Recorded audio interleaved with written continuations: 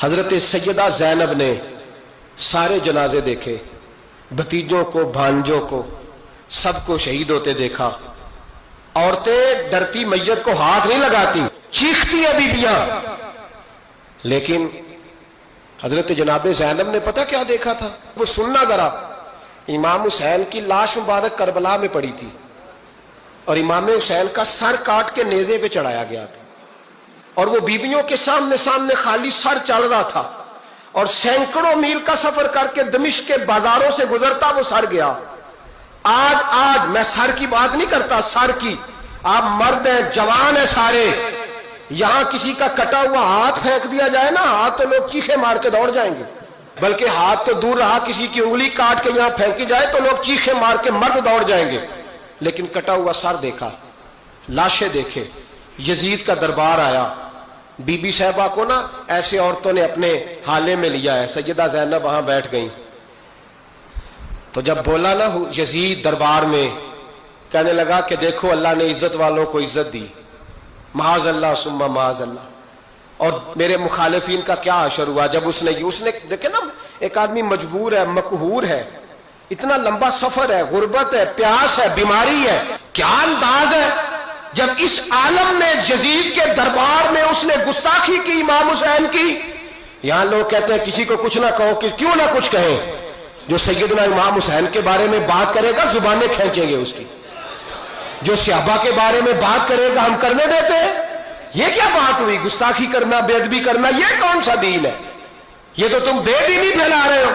سنو، جب اس نے بے ادبی کی تو سیدہ زینب چپ نہیں رہی، بلکہ حضرت زینب بولی اور کھڑی ہوئی، اور آپ نے تلاوت کی قرآن مجید کی اور آیتیں پڑھی، کہنے لگی وَتُعِزُّ مَن تَشَاءُ وَتُذِلُّ مَن تَشَاءُ بِیَدِکَ الْخَیْرُ، اور آپ فرمانے لگی یزید تو کہتا ہے تیرے مخالفین پسپا ہو گئے، تجھے عزت ملی؟ آپ فرمانے لگے یہ تیرا دربار ہے نا، یہ تیرا سجا ہوا ہے نا، تیرا اس وقت ڈنڈا چلتا ہے نا۔ فرمانے لگی چند سال ٹھہر جا، تیرے اوپر لوگ لعنتیں برسائیں گے، اور فرمایا جب جمعے پڑھے جائیں گے تو لوگ میرے حسین کے نام کے خطبے پڑھیں گے۔ فرمایا آج یہ تیرا دربار ہے نا۔ حضرت نعمان بن بشیر صحابی رسول تھے، وہ کہتے ہیں میرے قریب ایک نابینا صحابی بیٹھا تھا، سنو حوالہ میں دکھاؤں گا۔ کہنے لگے میرے قریب اس وقت یزید کے دربار میں ایک نابینا صحابی بیٹھے تھے، جب بی بی زینب نے یہ بات کی نا تو وہ نابینا صحابی میرا ہاتھ پکڑ کے کہنے لگے نعمان علی آ گئے ہیں، یہ تو علی کی آواز ہے، علی آ گئے، جبریل امی بول رہے ہو جیسے حکمت کے گوہر۔ بھی بیٹھا تھا، سنو حوالہ میں دکھاؤں گا۔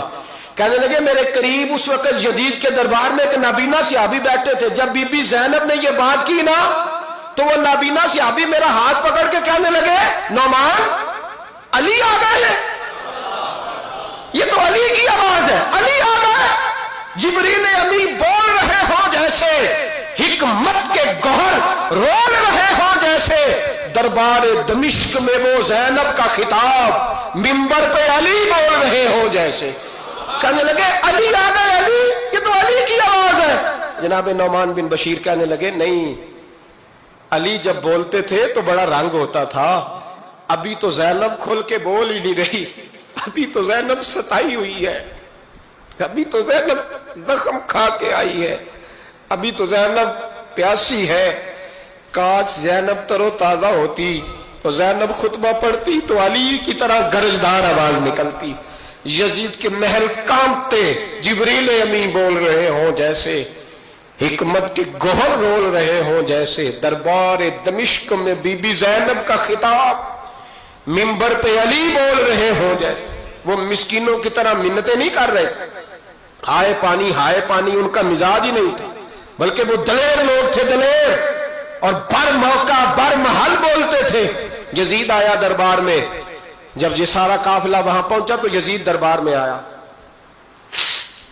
اور جب وہ دربار میں آیا تو بادشاہوں کا طریقہ ہے، گاڑیاں، اب ہمارے بادشاہوں نے روٹر والی گاڑیاں رکھی ہوئی ہیں، وہ یوں چلتی ہیں، شور ہوتا ہے پیچھے۔ اس زمانے میں کہا جاتا تھا با دبا ملازہ ہوشیا، پیچھے ہٹ جاؤ، نعرے لگنے لگے۔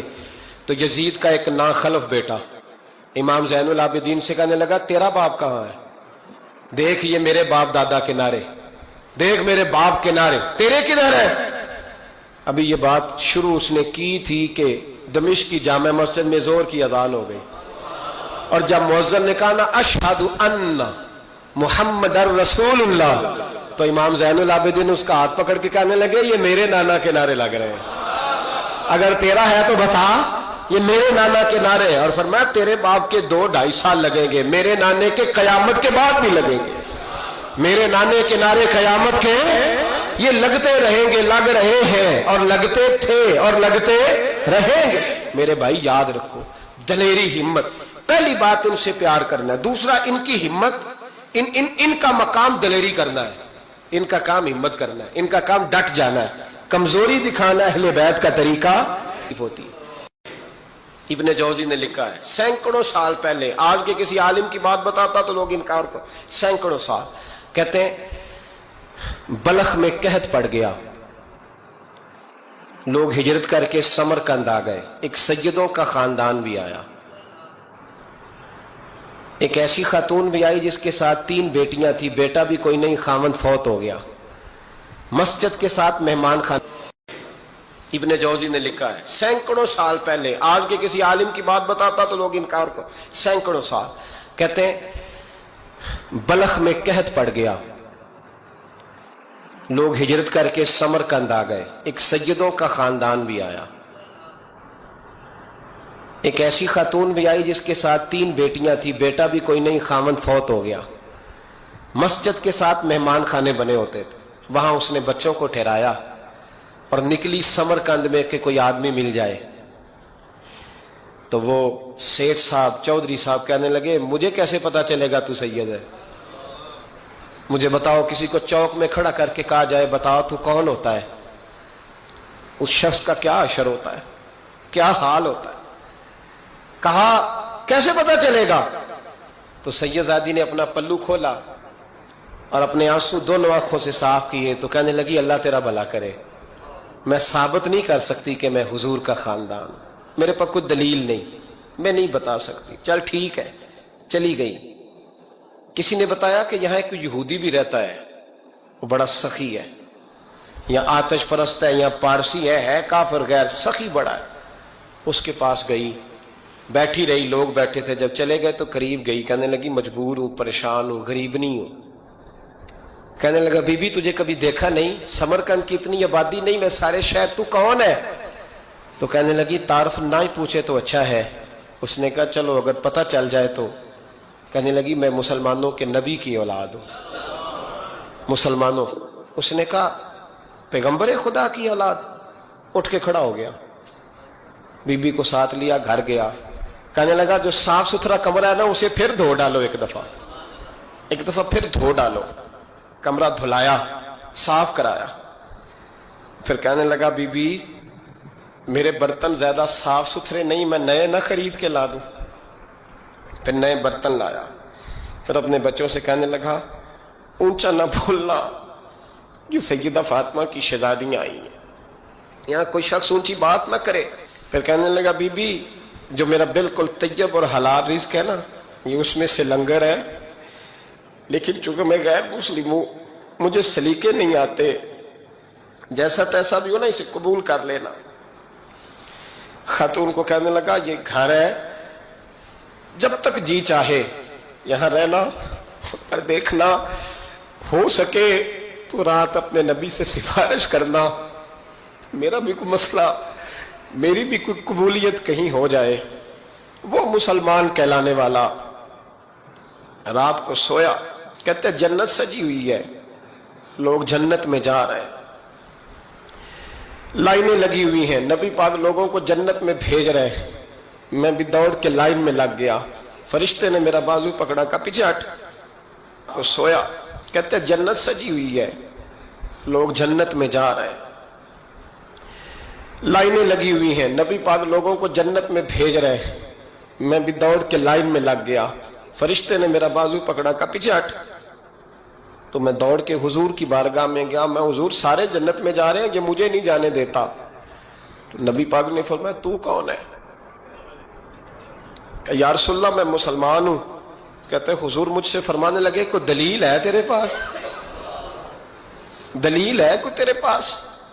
جب میں چپ کر گیا فرمایا میری بیٹی تیرے دروازے پر آ ہی گئی تھی تو دلیلیں پوچھنے لگ گیا تھا؟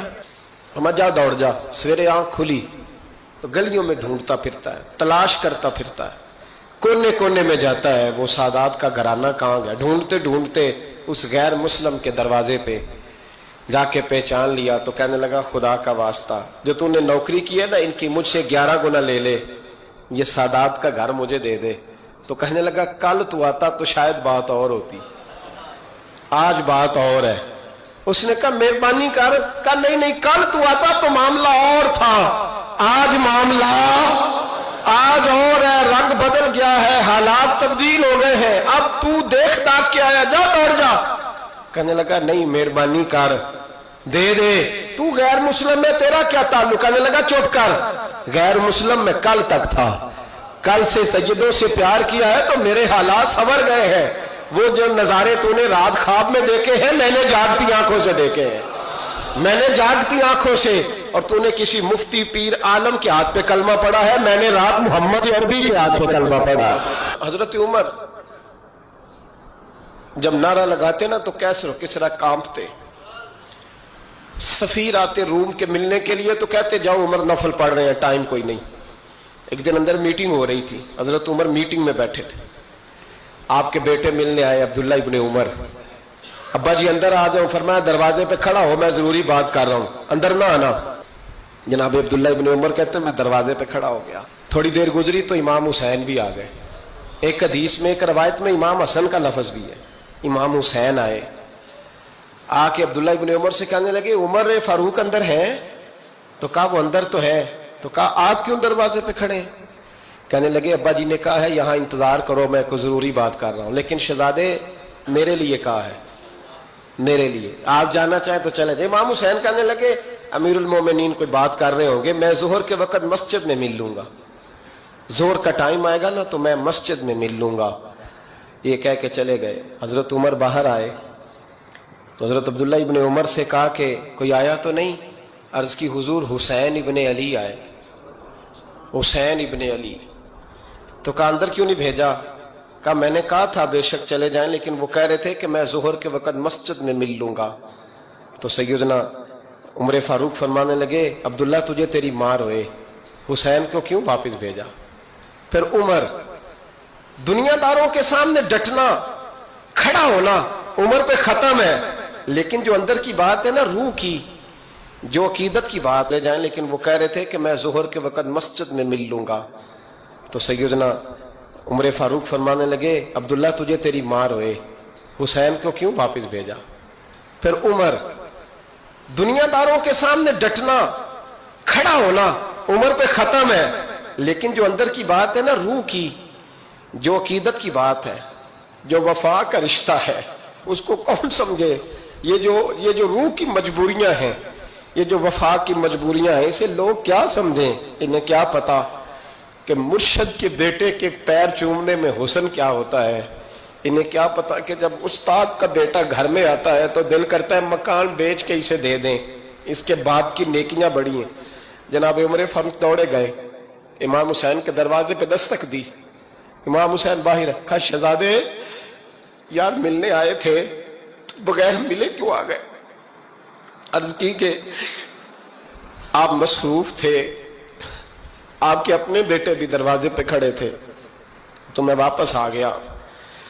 امام حسین کہتے ہیں عمر جذبات میں آ گئے، سر سے پگڑی گر گئی، کہنے لگے حسین میرے بیٹے کا اور حسین کا کیا مقابلہ؟ کیا اس کی ماں کا نام فاطمہ الزہرا ہے؟ کیا اس کی نانی کا نام خدیجہ الکبریٰ ہے؟ کیا اس کے نانے کا نام محمد مصطفیٰ ہے؟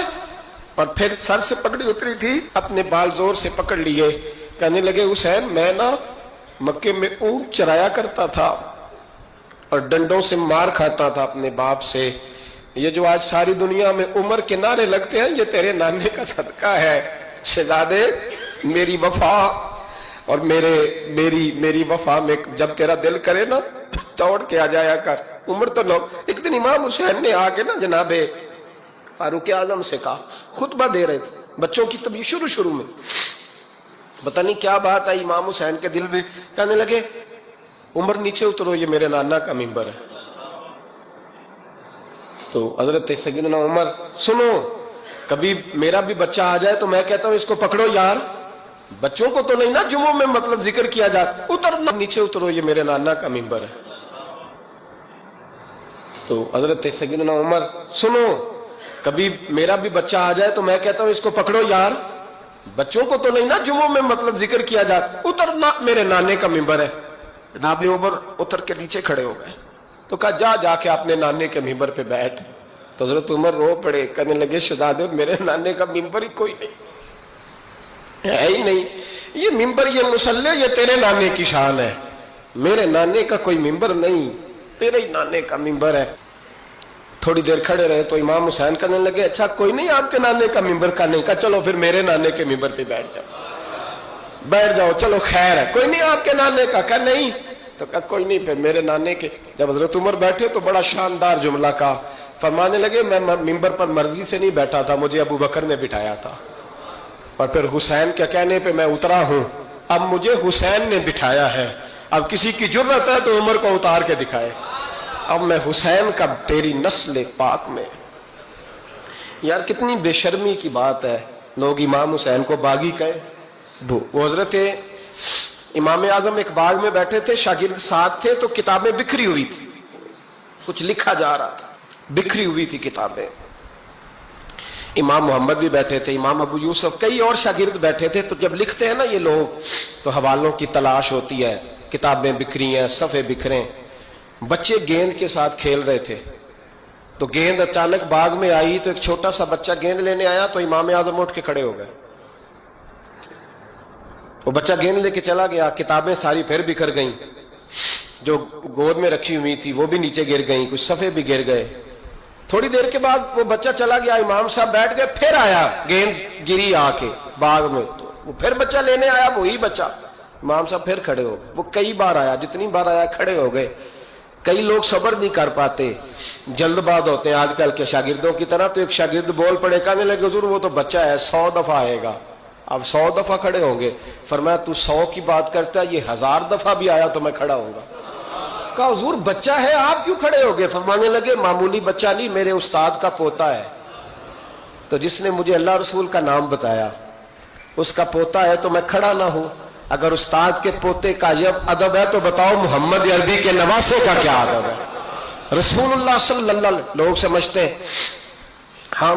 ہم قائل نہیں ہیں وہ والی شہادت بیان کرنے کے جس میں کہتے ہیں ہائے حسین تو سکینہ تو زینب۔ ہمارے بزرگوں نے ہمیں یہ سبق، ہمارے بزرگوں نے ہمیں بتایا کہ امام حسین کی شہادت اس طرح بیان کرو کہ نوجوانوں میں جذبہ جہاد پیدا ہو، عورتیں صبر کا پہاڑ بن جائیں، اس طرح شہادت ہم وہ والی۔ لیکن ایک بات ضرور ذہن میں رکھیں، یہ جو لوگ کہتے ہیں نا بڑے مظلوم تھے پانی نہیں آ سکا، ہمارے بزرگوں نے ہمیں بتایا کہ امام حسین کی شہادت اس طرح بیان کرو کہ نوجوانوں میں جذبہ جہاد پیدا ہو، عورتیں صبر کا پہاڑ بن جائیں، اس طرح شہادت ہم وہ والی۔ لیکن ایک بات ضرور ذہن میں رکھیں، یہ جو لوگ کہتے ہیں نا بڑے مظلوم تھے پانی نہیں آ سکا، میرے سے حوالہ دیکھے جس نے دیکھنا ہے، میرے سے حوالہ دیکھے، میرے سے۔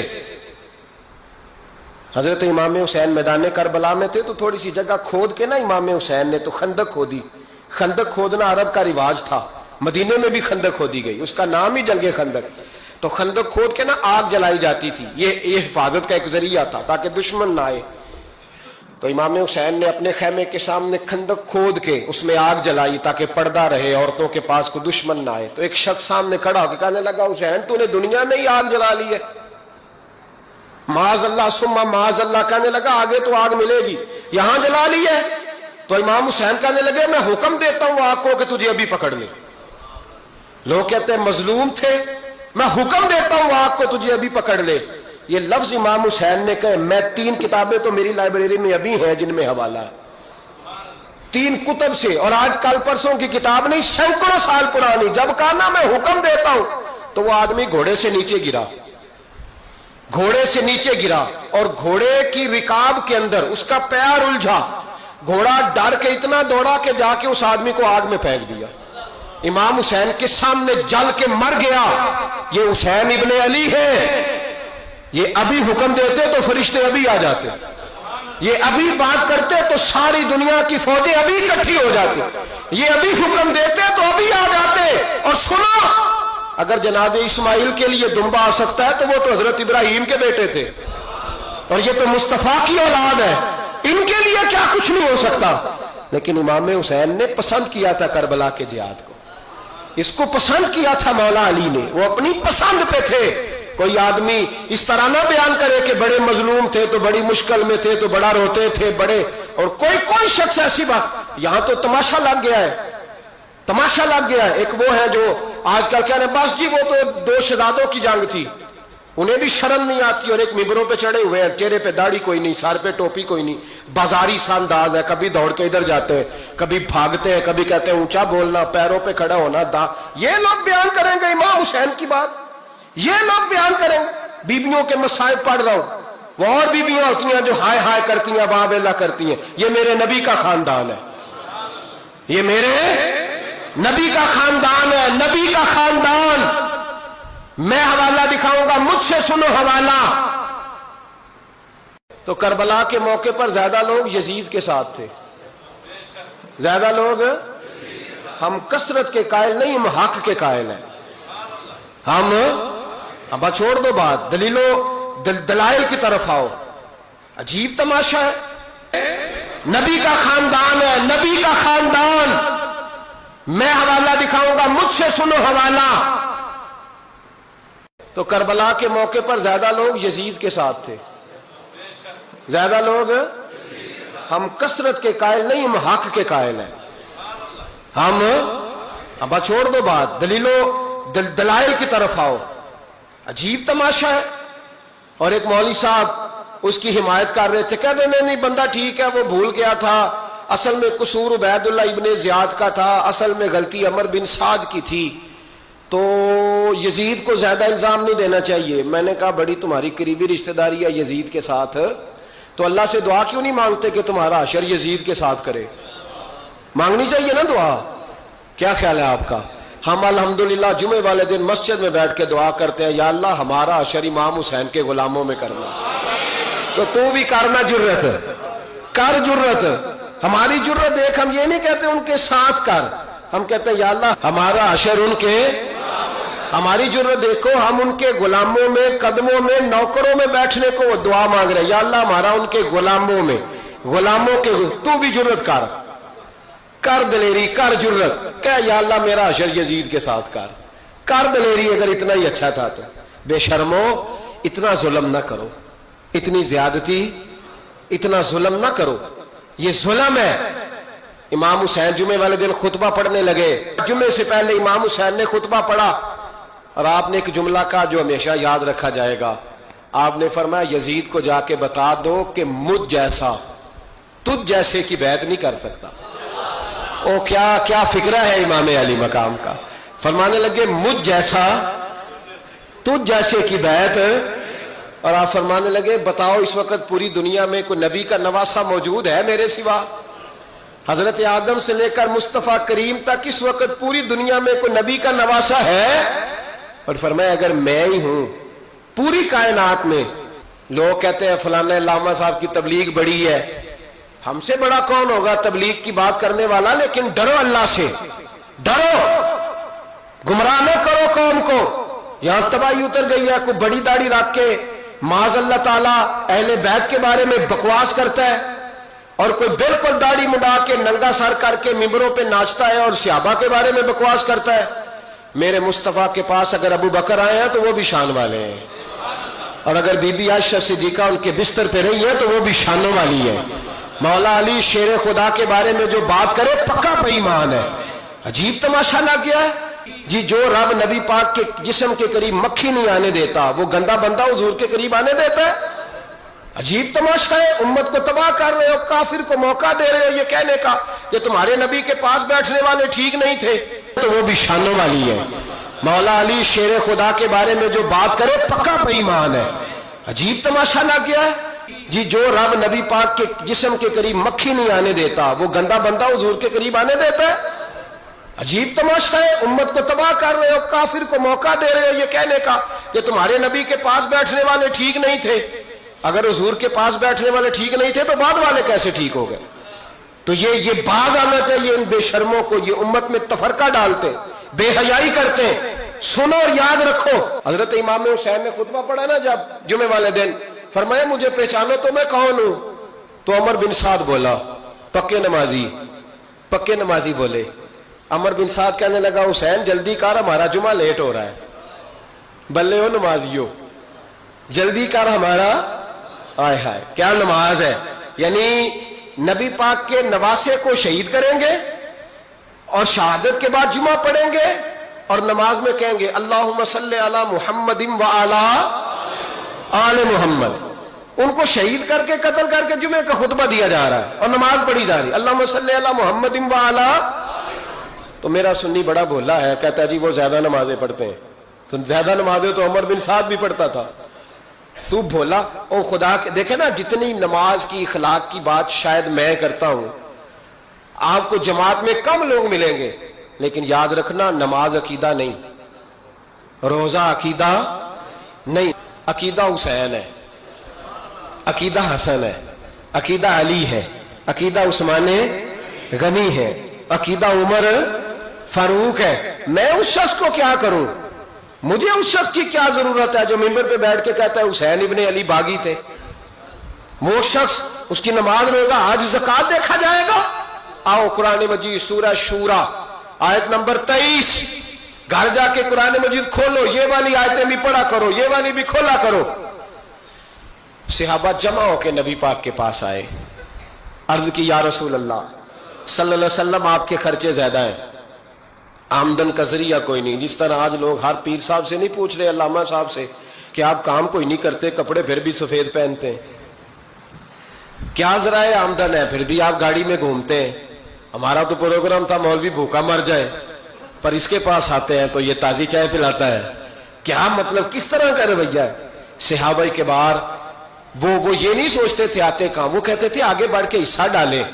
وہ سارے آگے بڑھے، کہا یا رسول اللہ صلی اللہ علیہ وسلم اخراجات زیادہ ہیں، ذرائع آمدن بظاہر کوئی نہیں، نذرانوں پہ اعتراض نہ کیا کرو، نذرانہ دینا نبی پاک کی سنت ہے، نذرانہ قبول کر لینا نبی پاک کی، بولو، حضور کی سنت ہے۔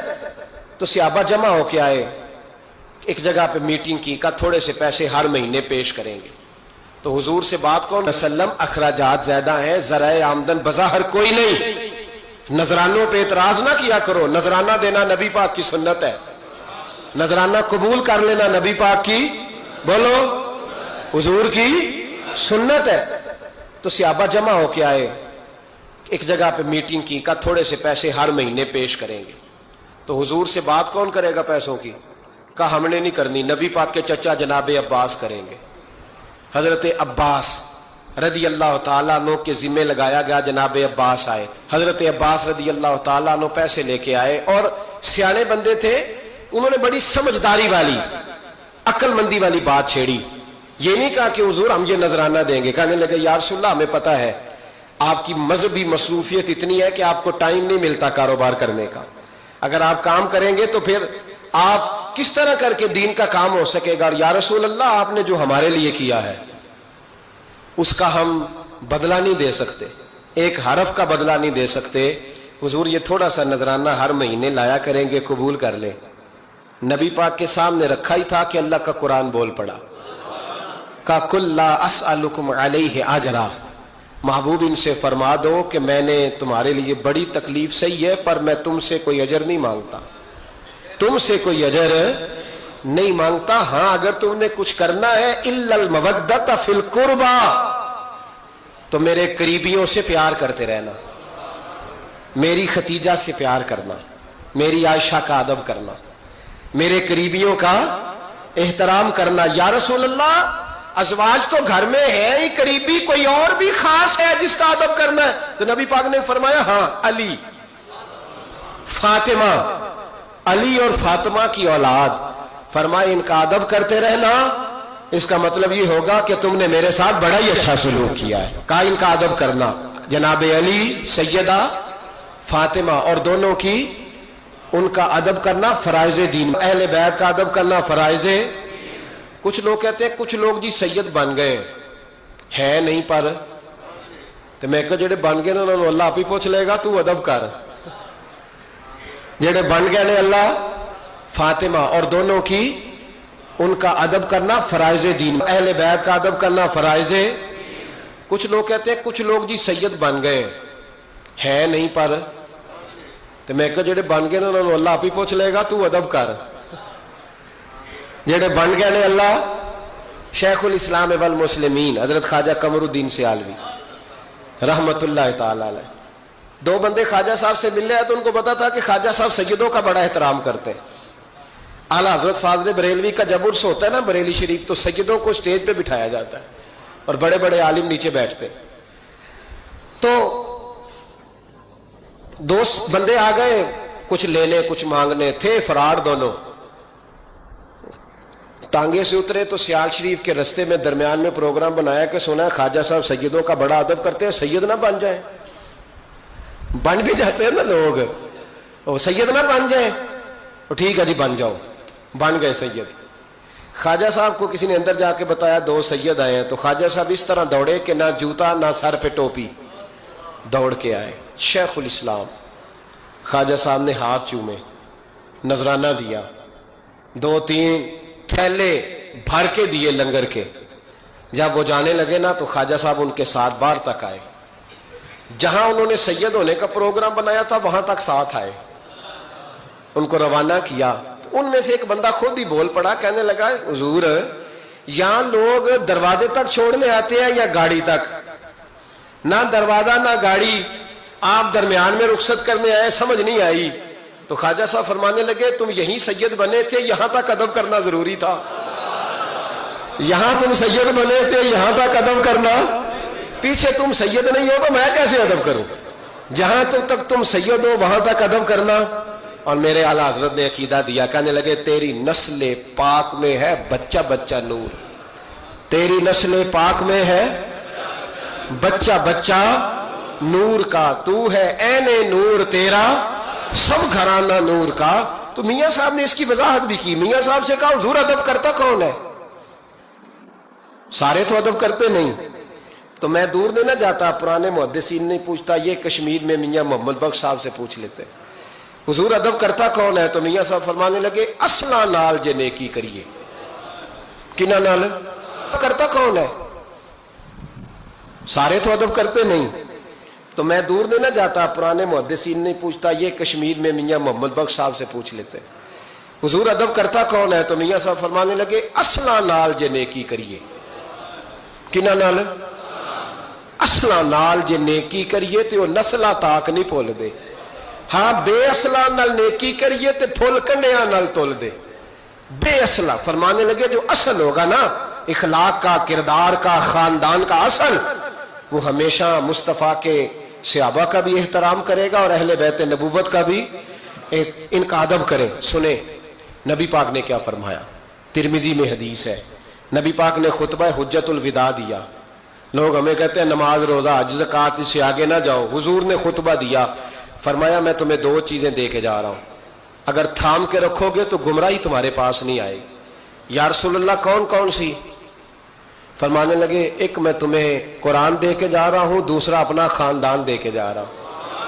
ان کو تھام کے رکھنا، گمراہی کبھی تمہارے پاس ان کو تھام. سنو حضرت اسامہ بن زید رضی اللہ تعالیٰ عنہ. حضرت اسامہ آپ فرماتے ہیں مجھے نبی پاک سے کوئی کام تھا، یہ بھی ترمذی کی حدیث ہے. کہتے ہیں میں حضور سے ملنے گیا تو میں نے نا حضور سے بات چھیڑی، نبی پاک سے میں نے ذکر چھیڑا.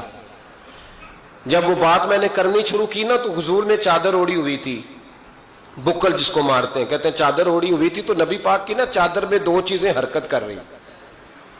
تو جناب اسامہ بن زید رضی اللہ تعالیٰ عنہ فرماتے ہیں بات کرتے کرتے میری توجہ جب ادھر گئی تو میں اصل بات ہی بھول گیا. میں کہنا کچھ چاہ رہا تھا، میری زبان سے کچھ نکل رہا تھا. کیونکہ جب توجہ بٹ جاتی ہے نا، اس لیے توجہ بٹ جائے تو پھر لفظوں کا حسن برقرار نہیں رہتا. تو جناب اسامہ بن زید کہتے ہیں میں کہنا کچھ چاہ رہا تھا، میرے منہ سے نکلتا کچھ اور تھا. تو سرکار سمجھ گئے. تو حضور صلی اللہ علیہ وسلم مسکرا کے کہنے لگے بھول گئے ہو نا بات؟ تو میں نے کہا حضور بھول گیا ہوں. تو کہتے ہیں میں بھی ان سے کب سے کہہ رہا ہوں کہ بعد آ جاؤ، لیکن یہ نہیں آ رہے. کہتے ہیں میں اور پریشان ہوا کہ یہ کن سے حضور کہہ رہے ہیں. تو نبی پاک نے چادر مبارک کو کھولا، ایک بغل سے امام حسن نکلے، دوسرے سے امام حسین نکلے۔ یہاں بھی ملا پریشان ہے، بڑی ٹینشن میں ہے، کہتا ہے جی ہر نانا ہی اپنے نواسوں سے پیار کرتا ہے۔ تو میں نے کہا بیوقوف، یہ عام نانا نہیں، یہ وہ والے نانا ہے جن کے بارے میں اللہ کہتا ہے وما ینطق عن الہویٰ ان ہوا الا وحی یوحیٰ، فرمایا میرے محبوب اتنی دیر تک بولتے نہیں جب تک میں حکم نہیں کر دیتا۔ تو امام حسن اور حسین کا پیار بھی اللہ کا حکم تھا، اس لیے ہو رہا تھا۔ فرماتے ہیں جب نبی پاک کی بغلوں سے وہ دونوں نکلے نا تو میں نے حضور کی آنکھوں میں چمک دیکھی، نور دیکھا، اور جیسے بندہ کسی سے پیار کرتا ہے تو چہرہ بھی بتا نہیں رہا ہوتا، آج کل کی زبان میں کہتے ہیں باڈی لینگویج، اس کی باڈی لینگویج بھی بتاتی۔ تو امام حسن اور حسین کا پیار بھی اللہ کا حکم تھا، اس لیے ہو رہا تھا۔ فرماتے ہیں جب نبی پاک کی بغلوں سے وہ دونوں نکلے نا تو میں نے حضور کی آنکھوں میں چمک دیکھی، نور دیکھا، اور جیسے بندہ کسی سے پیار کرتا ہے تو چہرہ بھی بتا نہیں رہا ہوتا، آج کل کی زبان میں کہتے ہیں باڈی لینگویج، اس کی باڈی لینگویج بھی بتاتی ہے کہ یہ جو بات کر رہا ہے نا یہ طاری ہے۔ تو محبوب فرمانے لگے اسامہ یہ دونوں میرے بیٹے ہیں، یہ دونوں میرے بیٹے ہیں کیونکہ میری بیٹی کے بیٹے ہیں۔ اور فرمایا اسامہ میں ان سے بڑا پیار کرتا ہوں، کاش امت ان لفظوں کو سمجھ جائے۔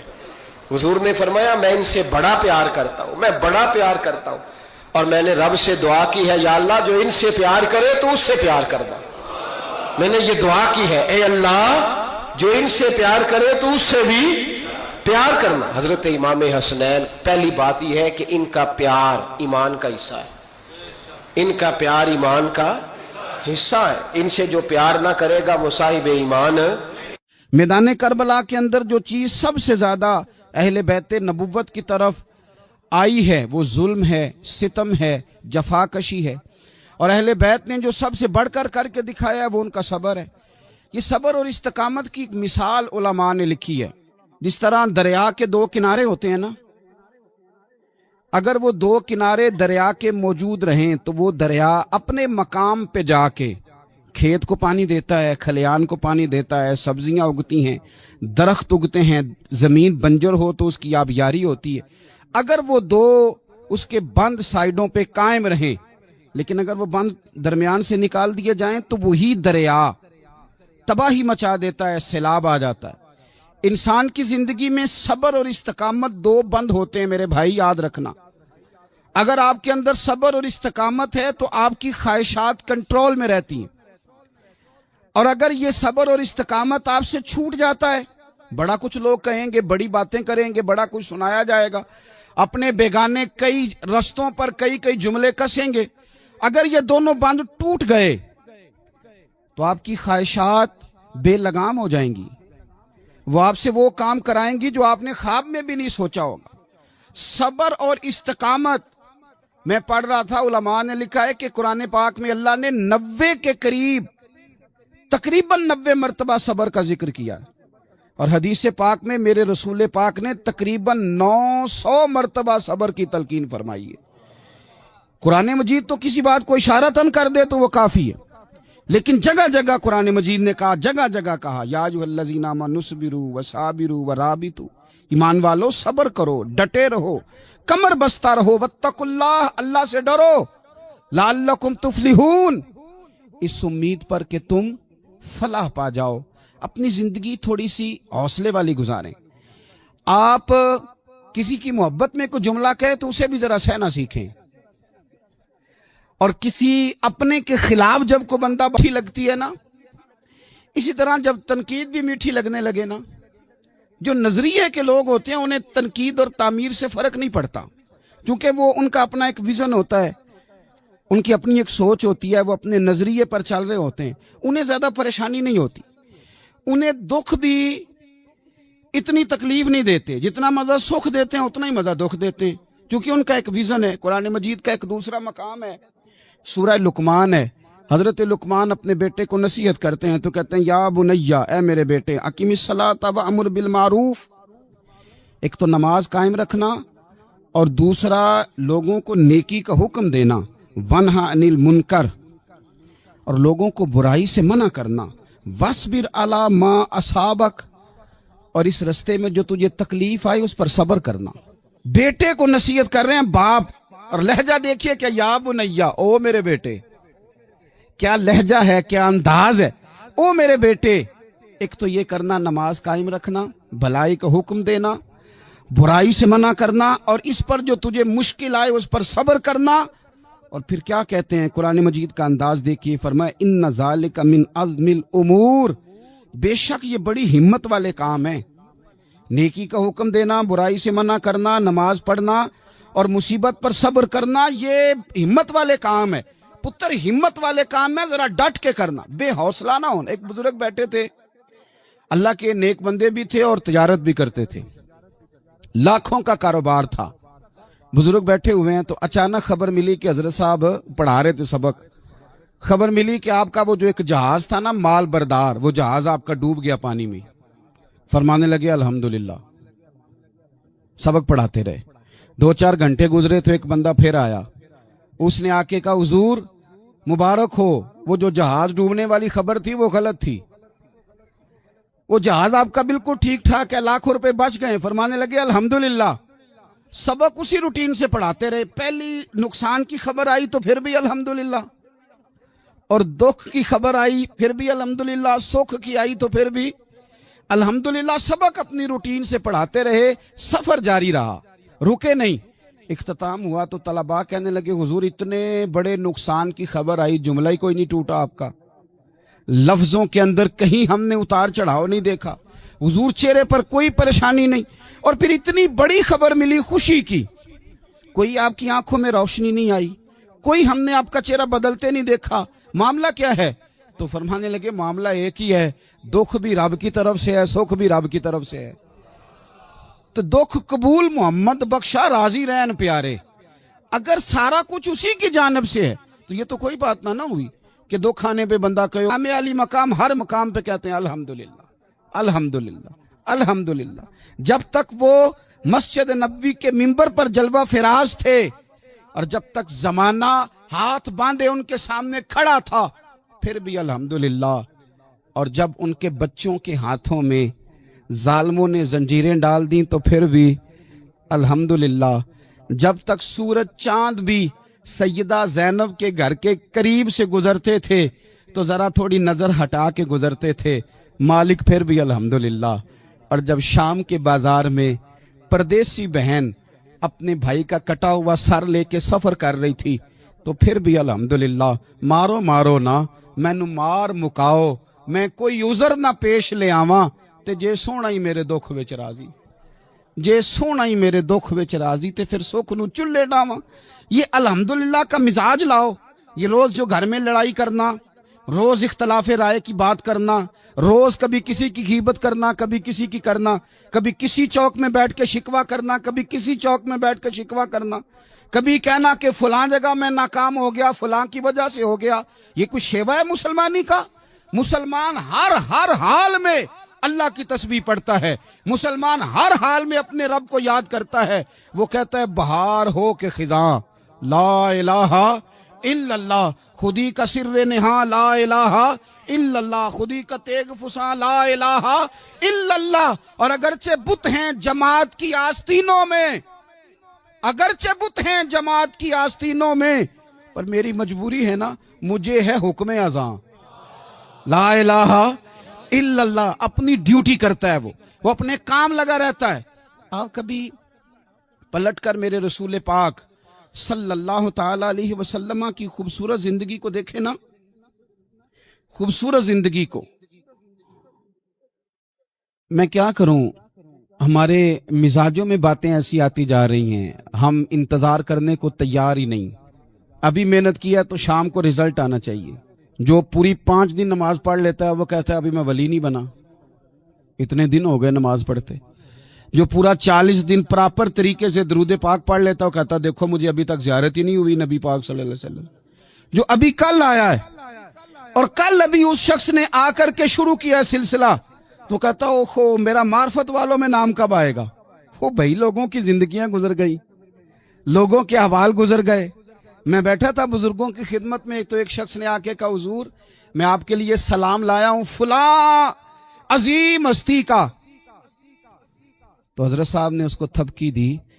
فرمانے لگے پتر میں انہیں جوگا نہیں, تینوں کوئی پلیکھا لگ گیا ہے, میں بدکار پرانا خادم, او میں نہیں اس قابل یار, یہ تجھے غلطی لگ گئی ہے, مجھے تو اپنے اعمال کا پتہ ہے, میں موجود تھا اور صاحب علم و فضل بندے کے پاس تھا. کہنے لگے پتر میں نہیں اس قابل, میرے اتنا صالح بندہ, اتنا پرہیزگار بندہ. لیکن حضرت عمر فاروق کے انتقال کا وقت آیا تو لوگ ان کی تعریفیں کرنے لگے, عمر کی بڑی بات ہے, عمر کی بڑی بات ہے. تو حضرت عمر رو پڑے, فرمانے لگے میرے لیے دعا کرو, مجھے درجہ کوئی بھی نہ ملے, بس میریاں نیکیاں اور بدیاں برابر برابر ہو جائیں, میں معاف کر دیا جاؤں, نیکی اور بدی برابر برابر ہو, چھوڑ دیا جاؤں. درجوں کا تو معاملہ بڑا آگے کا ہے, اتنی جلدی, اتنی سپیڈ, اتنی ہمیں جلد فٹافٹ ہو جائے, سویرے ہو جائے. آپ اپنی جد و جہد تو کریں, آپ تھوڑا پلٹ کے تو دیکھیں. آپ دیکھیں کہ لوگ میدانوں میں رہے, میدانوں میں رہے. حضرت خالد بن ولید میدان میں رہے, حضرت سعد بن ابی وقاص میدان میں رہے, حضرت سیدنا ابو عبیدہ بن جراح میدان میں رہے. یہ لوگ ہمیشہ میدانوں میں رہے, اپنی اپنی ڈیوٹی کر کے چلے گئے. اسلام پھیلتا رہا, اپنی اپنی ترتیب سے آگے جاتا رہا, اپنے اپنے رنگ میں اللہ تعالیٰ لوگوں کو دین کی سمجھ عطا کرتا رہا. جلدی بڑی ہے, بہت جلدی ہے, شارٹ دروازہ چاہیے, صبر ہی کوئی نہیں, استقامت ہی کوئی نہیں, فٹافٹ ہو جائے. بہت سارے لوگ آ کے کہتے ہیں حضرت صاحب نماز تو پڑھنے لگا ہوں, روزہ تو رکھنے لگا ہوں, داڑھی بھی میں نے رکھ لی ہے, اور آپ کے پاس بھی آتا ہوں, اب کوئی نگاہ کر دینا. تو میں کہتا ہوں یہ جو نماز آپ نے شروع کی ہے یہ بغیر نگاہ کی ہو گئی ہے. یہ جو آپ آنا شروع ہو گئے ہیں تو اس کو آپ نگاہ نہیں سمجھتے, اور یہ بھی میری نگاہ نہیں, پریشان نہ ہو جائیے گا, یہ بھی اللہ رسول کی نگاہ ہی ہے. او خدا کے بندو, تھوڑا سا اپنی زندگی میں صبر اور استقامت کو لاؤ, تھوڑا رستے پہ چلنا سیکھو. اور میں آپ کو ایک بات عرض کروں, ہمارے صوفیاء نے ایک باریک نکتہ بھی بیان کیا. وہ کہتے ہیں یہ جو وصال ہے نا, وصال یہ تو اختتام ہے, ملاقات تو فنا ہے, جو مل گیا وہ تو گیا, جس کی ملاقات ہو گئی وہ تو گئے تھے نا جناب موسیٰ ملنے, پھر کیا ہوا تھا, جس کی ملاقات ہو گئی وہ تو گیا. اصل کام کیا ہے, اصل کام اس کے رستے میں رہنا ہے. اصل کام تو یہ ہے کہ تو اس رستے پہ ہے کہ نہیں, جس رستے پہ تجھے کھڑا کیا تھا, ان راہوں کا تو مسافر ہے کہ نہیں, تو نقش قدم تلاش کر, نقش قدم. ایک شاعر سیرت نگار بھی تھے, سمجھ لیں انہوں نے سیرت نگاروں کو بھی دیکھا, عشاق کو بھی دیکھا, رسول اللہ کے غلاموں کو دین کی نوکری کرتے بھی دیکھا, 40 سال حدیثیں پڑھاتے بھی دیکھا, نبی پاک کے نام پہ گلی گلی نگر نگر جاتے آتے بھی دیکھا, حضور صلی اللہ علیہ وسلم کی باتیں کرتے دیکھا. تو کسی نے ان سے پوچھا حضور تک رسائی بھی ہوئی ہے؟ تو وہ سرکار کی بارگاہ میں مخاطب ہو کے کہنے لگے تیری معراج, کہ تو جانے کہاں تک پہنچا. یا رسول اللہ معراج کی رات آپ کہاں تک گئے کوئی پتہ نہیں. کہنے لگے وہ تیری معراج کہ تو کہ آپ کتنے بھی بڑے ہیں, کتنے بھی عظیم ہیں, کتنے بھی لائق ہیں, کتنے بھی نیک ہیں, پھر بھی آزمائش زندگی کا حسن ہے. میں مسافر ہوں, کوئی زندگی کے 11-12 سال ہو گئے ہیں مجھے سڑکوں پہ وقت گزارتے, تو میں بہت سارے لوگوں سے میں نے بڑا کچھ سیکھا ہے. میری جو گاڑی چلانے والے لوگ ہیں ان سے بھی میں نے بڑا کچھ سیکھا ہے. ایک میرا دوست تھا, تو میں نے اس سے کہا کہ میرا خیال ہے موٹر وے پہ آپ کو گاڑی چڑھا دی جائے تو آپ کے لیے آسان ہے. تو کہنے لگا پیر صاحب ہے موٹر وے اوکھی جے چلانی. میں نے کہا وہ کس طرح؟ وہ کہنے لگے کہ موٹر وے پہ نا گاڑی چونکہ نہ کوئی سپیڈ بریکر ہے, نہ موٹر وے پہ کوئی چنگچی والا آگے آتا ہے, نہ زیادہ رش ہوتا ہے, تو سیدھی سیدھی چلاتے رہتے ہیں تو نیند آنے لگ جاتی ہے. اگر بار بار آئے نا سپیڈ بریکر اور بار بار بریک لگے تو آنکھ ذرا کھلی رہتی ہے. تو مجھے مسئلہ سمجھ میں آ گیا. میں نے کہا اس کا مطلب یہ ہے, اس کا معنی یہ ہے کہ جن کی زندگی بالکل سکھوں میں گزرتی رہتی ہے نا, آرام پسند ہو جاتے ہیں. جن کی زندگی بالکل آسانیوں میں بیتی ہے وہ آرام پسند ہو جاتے. اور اگر کبھی کبھی سپیڈ بریکر بھی آئے, کبھی کو دکھ بھی دیکھنا پڑے, کبھی کوئی اپنوں بیگانوں کی بات بھی سننی پڑے, کبھی کوئی قریب آتا دور جاتا دکھائی بھی دے, کبھی کوئی بیماری تندرستی, یہ حالات بدلتے رہیں, دن تبدیل ہوتے رہیں, تو پھر لطف بڑا آتا ہے, پھر مزہ بڑا آتا ہے. وہ کسی نے کہا تھا لگا نا جدو میدان ازل دا تے لوکی چوراں وانگ سدھائے, کسی نے لٹ لئی علم جوانی, کسے ہاسے چولی پائے, آزم ویک جہالت ساڈی. ਅਸੀਂ ਇਸ਼ਕ ਖਰੀਦ ਲਿਆ ਹੈ। ਵੇਖ ਨਾ ਜਹਾਲਤ ਸਾਡੀ, ਅਸੀਂ ਇਸ਼ਕ ਖਰੀਦ ਲਿਆ और फिर कहने लगे किसी दे सिर दस्तारे इमामत उस इलम पढ़ावन सिखिया है ते किसी ने पहने है फकर दा चोगा उस जोहद कमावन सिखिया है। आजम वेख नसीबा साडा असी यार मनावन सिखिया है। तू वेख नसीबा साडा असा यार मनावन सिखिया है। मेरे अजीज जिंदगी के अंदर देखो, कायनात में सबसे ज्यादा महबूबियत मेरे रसूल पाक की है।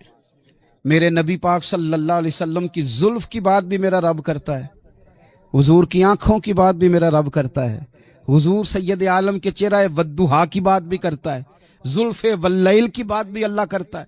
मेरा रब रसूल पाक सल्लल्लाहु अलैहि वसल्लम के सीना अलम नशरा की बात भी करता है, पेशानी वल फजर की बात भी करता है, हुजूर की आंखें माजागल बसर की बात भी करता है।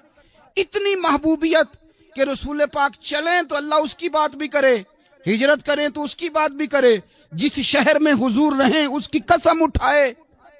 और हाल पता क्या है कि महबूब पैदा नहीं हुए तो बाप चले गए, अभी उम्र छोटी थी, माँ की खुल के जियारत होना थी कि अम्मा भी चली गई, की दावत को कबूल करने से इनकार कर दिया तो रसूल करीम ने अपनी पेशानी पर किसी किस्म का कोई शिकन नहीं आने दिया।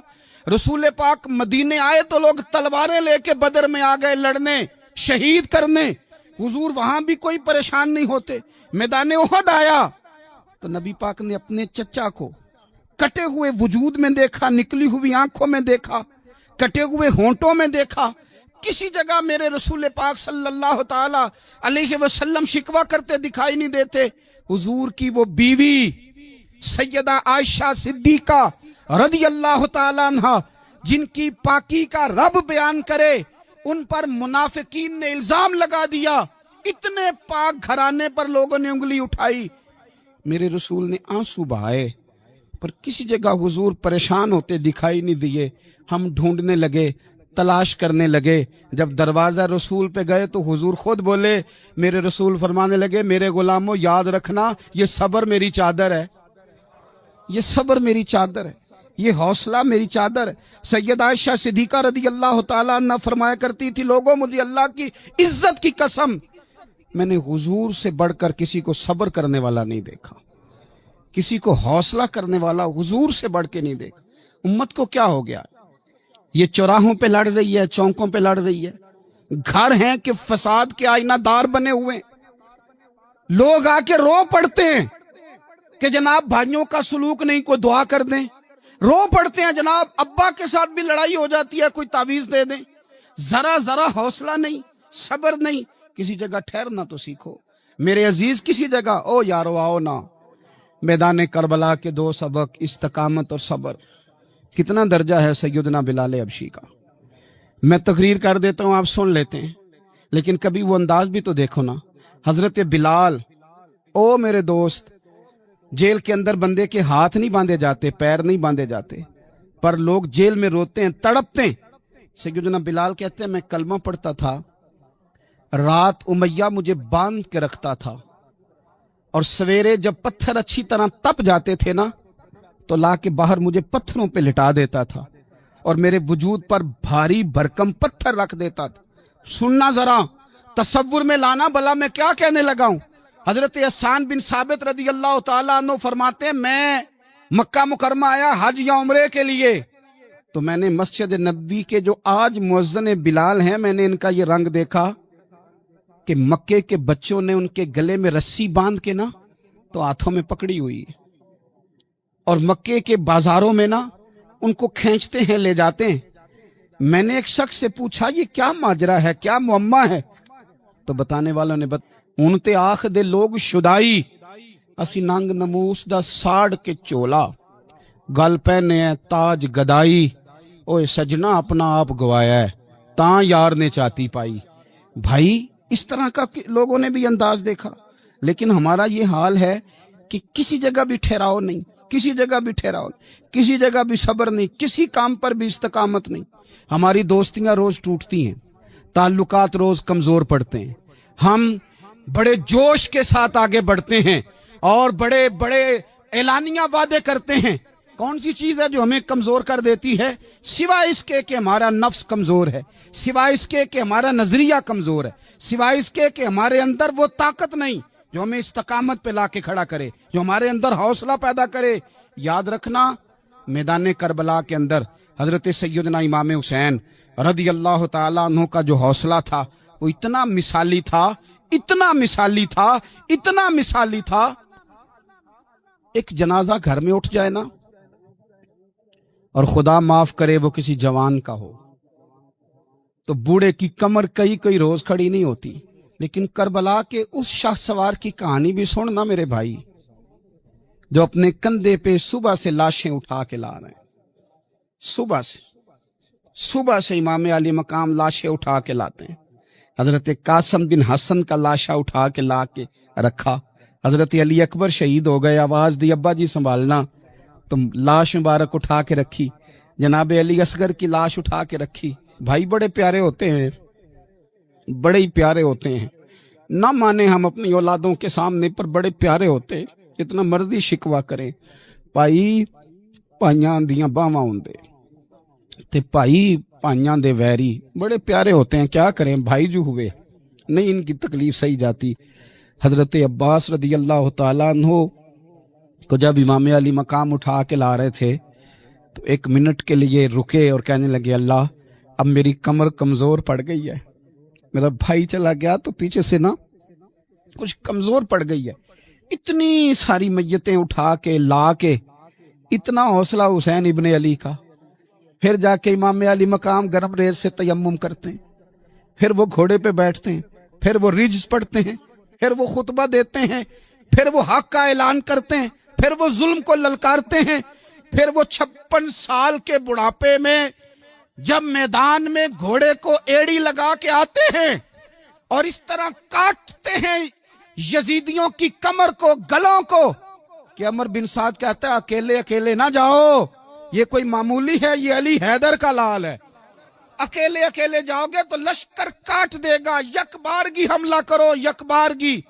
फिर हो सकता है हुसैन तुम्हारे काबू आए।